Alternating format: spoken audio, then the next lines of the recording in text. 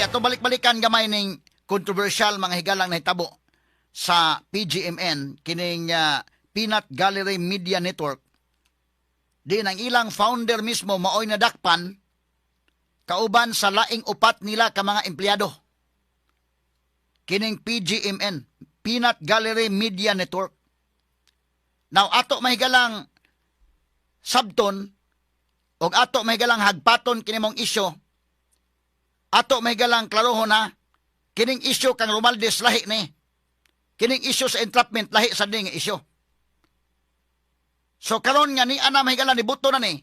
Kini gud mga kagilaan, mao nang ako bitawng giklaro kini si Franco Mabanta, founder sa PGMN.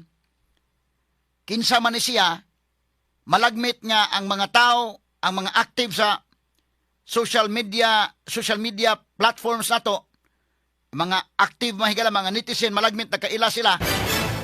Pero ang ato mga listeners radio na malagmit daywa. Kay ako mismo pagbuto ini mong isyu mapay pag check na kung kinsa man ning tawhan na di ay. So matod pa social media sinaligan din ni mga higala sa ilang campaign panahon pang BBM. Pagdagan pagka-presidente, Onya dayon daghan sa mga pictures mga higala. Unsa may naka-controversial ini maong isyu? O kanila ang tantawhana, dili kayo na namubuto gyud, pero na-involve mahigala sa Romualdez man. Unya, pag preskon mga kagalaan ni Press Secretary Claire Castro, gipahid pod sa mga Duterte. Didto na ni dako mga higala kay pagpanggawas na karon mga kagalaan sa mga pictures o mga videos, dili man inana kasuod sa mga Duterte kun dili masuod siya sa mga Marcoses. Ug atong masabot, pagpermiro pagid ani mga higala atong tan-aon, daghan ang mga politiko duol ni sa ilang circle sa mga politiko. Tan-aw nako maayong laki ni maghisgot kag social media. Og moingon ka mga higalag, di man ni ka kon bata mo ganin siya day. Pero may antigo ba? Og social media mo hisgutan pag padagan mahigala diha. Siya gyud founder mga kagilan ng PGMN. Kining Peanut Gallery Media Network. Ya doon na po sila mga anchors na. So dili ni sila ingon nga kwan. Karon internet ni mga higala nga based. So network ni mga higala dili ni radio, dili ni TV gyud, pero internet based. So naa sila yung mga programs. Na ang hitabo doon na po sa mga anchors. In fact, doon na yung mga beauty queen day nga anchor nila. Ngani doon na kuno'y taga Cebu sad ani nga na anchor sad. Ano ining PGMN. Amot unsay connection mahigala nga kuan, kay kumaswito kay actually tinuray lang PGMN pag-ingon nga nadakpan ng ilang founder kay na intrap. Mapumapoy pagsusi na ko ni day kay di ko magpakialam sa uban ba. Ala maniubra na mo inyo din ha kay ning kamot ta sa ko amo diri sa DYHP unsay mo pamaagi. Manang tinuray lang to be very honest sa mga listeners. Wa kay ko kakon PGMN day pagbuto ini usap ko ni kay unsa din ning PGMN. Kay kami diri murabag mind your own business na mo diha, no? Kami diri mo kuan sad mi. No, unsay mo mga opinion diri, amo ra sad ni diri mga opinion basta importante lang gyud. Kana na ang base mahigala sa atong kaugalingong analysis. Namon tay mga anchors diri sa DYHP, ako ni salig ko sa mga anchors. Itagaan to ng mga programa, nya unsa man ilang gipanulti dinha mahigala ni salig ta nga within na sa ato mga higalang ni follow na sa atong ethical standards pod sa broadcasting. No? Magkalahi-lahi og opinion to mga anchors within mahigala sa atong istasyon, dili malikayan, lahi-lahi matagunahuna. Pero importante ra namo diri sa DYHP gyud nya akong i-emphasize sa ato mga anchors, ato mga listeners nga naminaw ron nga importante lang ang imong opinion dili binayran. Dili opinion ba nga mao na imong opinion kay dayto nakadawat kag malita-malita. Dili lang kay ako sa taud-taud na ta ning radyo makabantay man ko nang inistoryahan may gana kini medyo lahi ning angkor ay mo binayran ning angkor day. Ay bawa man nimo. Mo na nga credibility importante kayo. Kinsa pa may mo salig paminaw nimo. Na kining ato sa DYHP na iba na minaw toron usahay magkalahi ang atong opinion. Dili na malikayan. Pero ang amoy kapasalig ra diri nagkalahi tong opinion datay basis nganong nalahi ang atong opinion ug ating kapasalig nga dili mga higala angkos nga dunay nadawat natong malita.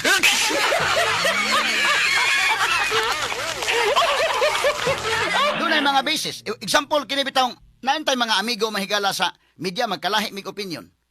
Ato akong friend mga kaigalaan nga dito Speakers Network sa una day, makita may okay kayo. Ha? Nag-abot mi tamig coffee shop, okay man dito sa pizzahan nag-abot mi. Walay problema nga na amigo nga to pa nag-amigo okay ba? Unya respetaray lang ta kay ba sa ko kato sa di sa binayran gyapon. Kailasan siya nako nga maglahi may opinion. Na mga local issues pareha mig opinion.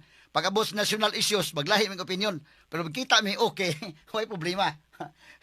Kay ngano man kay ba ko gato siya di sa tumdawat day. Kay ila sa to siya nako nga di sa kumudawat. Magalahi lang ang opinion ngano man akong tan-aw mo tungod sa experience. Base sa naibaw ano tungod sa experience. Example, kini sa Duterte bitaw nga isyu. Lain-lain man tag experience. Na may uban mga higala nga ako kasabot sa ko do na may empleyado sa una nga ang ilang kumpanya na silado in town day panahon sa Duterte. Imo po sabton nga natural na suko ka ng Duterte. Imo na sa dili na binayran pero suko lang siya. No? Imo na sa sabton, malahi itong opinion. Ang amo sa experience dire, labi na dugay ko puyo ini mga squatter areas may gala Cebu. Kaya sabot sa tama, kasabot sa ko nga pagkalisura ng mga drugs day. Lisod kayo, grabe gyud kayo. Wa man ko magpuyo og subdivision. Pag estudyante pa ko may galhantod kuan sabot gyud ta ba? Pagkapaitan na lang. Anya ang safety ba? Grabe ang kuan oy. Grabe ang imong nakit-an bitaw. Sumuna nga ang masa mag lahi ang atong opinion og usa ka tao nga suko ni Duterte og laban ni Duterte dili na mga binayran. Pero naglahi ang opinion kay example na akay imong bali gito dunay kumpanya may galangan na silado panahon Duterte. Do na pud mahigalay iyang uyuan nga drug lord namatay panahon Duterte. Laban mag-isa, iyang gantong tiyo gano'n naikin. So, sabto na nako dito siya binayran, pero suko sa kayong digong. Nakini pong masa, kato naka-experience mga kagalaan nga, grabe kadaghang adik. Niya ay mga drug lords, hawd kaayo. Sus, ginoo ko. Unya, mura kagwa na kay paglaom ba? Murag kita na lang may maingon nga, doon tayo mahimo bangga tanan nila. Mutugan tas pulis, ang pulis po konektado day. Wa na gyud murag wa na tayo paglaom. Kita na lang maoy maning kamot. Na imong pamilya, imo na lang instruksyonan nga, uli mong sayo, ayaw mong pagabi kay daghang adik na naay mga drug lords, mga abusado, kay wa na makabangga nila. Nga ni abot ang panahon nga, lalabi na ka ng kwanday.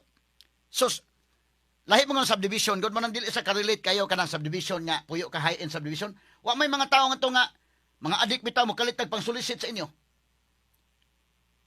Katong amo may kalingi pampuyan sa una, adtuon kang mga adik mingon niya, sir, mag-solicit mi sir, kay mag-basketball mi ana. Mura sa kagkuan ba? Pero ang mga mata murag lansiyang ko mga mata. O di ka mo hatag nisto, delikado man. So may tabo hatag ka. Nya, hapit man kadabuan mag-solicit. Ako kung salingan gud nga kuan ingon nga, paitan ni tabo ato ni wa na tay himo ani. Ko ato na sa atong isumbong gud sa asa dapit.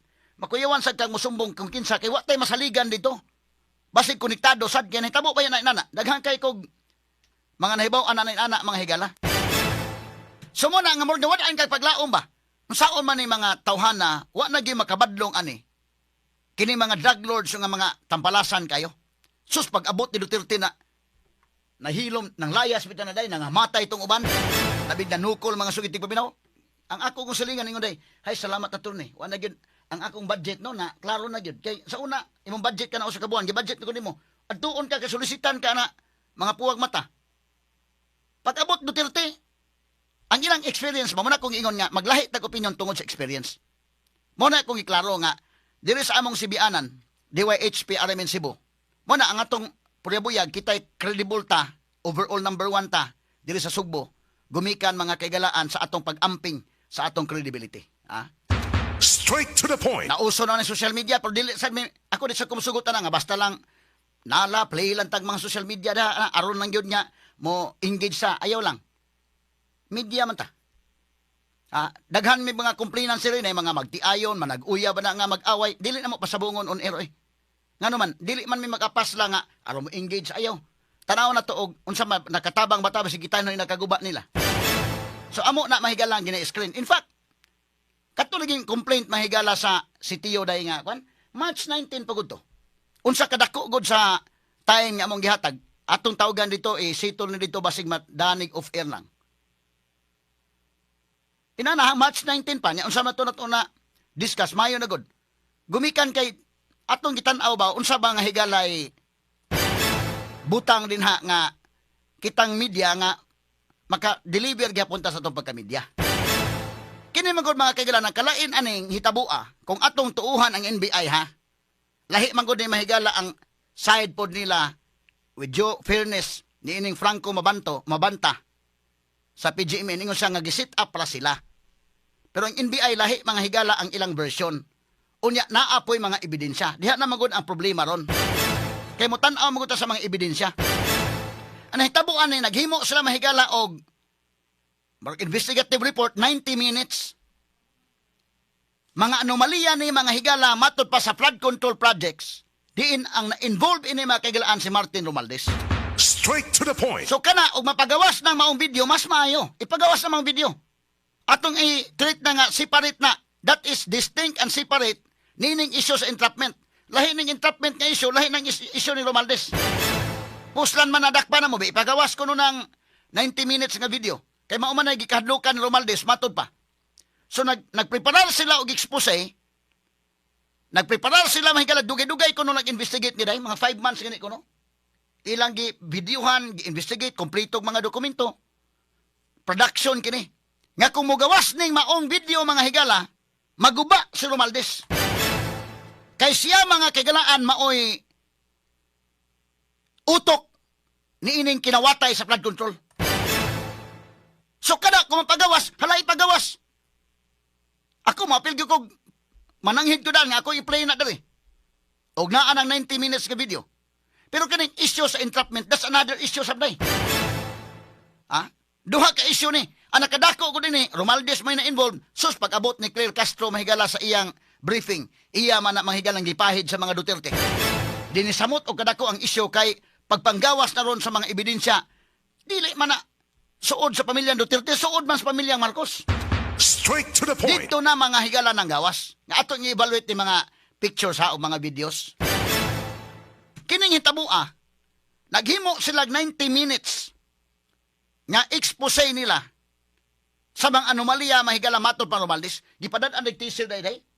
Matod pa gipadad-ag patikim ba? Gipadad-ag video nga patikim lang teaser dito nga mao ni. Nakita dito usa ka beauty queen day mo nang maingon ang NBI nga apilo nila og imbestigar tong beauty queen nga usa sa mga anchors ining PGMN. Ilang apilon may kalagpatawag kay nganong dito tuaman siya dito sa video nya gisend gamay lang patikim lang ug mo gikahadlukan ni Romualdez matud pa nya di ami dire video expose ni sa anomalyas flood control pero muhatag kag 350 million dili na mo ipagawas ni. Straight to the point. Mo nay facts, mo nay gisulti sa NBI. So si Romualdez sa kahadlok na Romualdez, doon na siguro gikadlokan po sa Romualdez. Nganong may sakay man siya ni day. Kay kung wagid may anomalya, diha may Romualdez sa manang video ha. Binuay pagawas na, dili kong bayad. Nganong man yan, kiskis siya man sa Romualdez. So,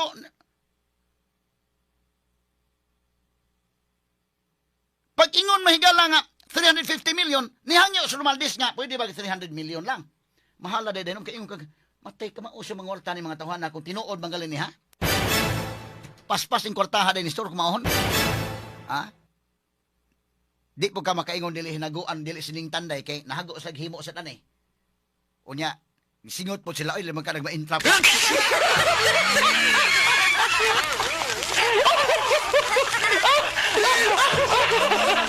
Sa moto nga tungod sa kadakong kwarta nga 300 million. Ningon nga sige, pahangyoon lang biska 300 million lang in four tranches. So kaupat ka hugna ang paghatag. 75 million kada hugna day. So kaupat ihatag tag 75 million. Ang unang paghatag tulo ka malita man day nasudlan sa 75 million. Ha? Muto nga nagsabot na nga okay, muhatag ko 300 million in 4 tranches. Unya na ako'y mga tao, atong mga tao mo ulay mo hatod dito sa malita. Tulo ka malita kini mga higala ang gihatod. So nagsabot na mahigala mo ni tao ni Romualdez ana. Wa sa kibaw nga kadtong nagpaila nga tao ni Romualdez taga NBI naman di ay. Straight to the point. Sus. wa nila damha mahigala. Maayong pagkasabot, niadto pa sila mahigala sa usa ka hotel dito sa Makati, nagsabot pa. Kamao sa gyud hangay, wa pa gud na dawata dayon sa hotel ay. Ningon gud okay. Niata sa mag-meeting sa hotel. Anya nakig-meeting gyud ang founder gyud. Nga mao kini si Franco Mabanta. Pero wa niya dawata dayon ingon niya adto lang sa Pasig Country Club. Tua dito si Jimmy, ha? Dili ning Jimmy atong gwardiya, ha? Ikaw Jimmy sikat kay kaning isyuha Jimmy.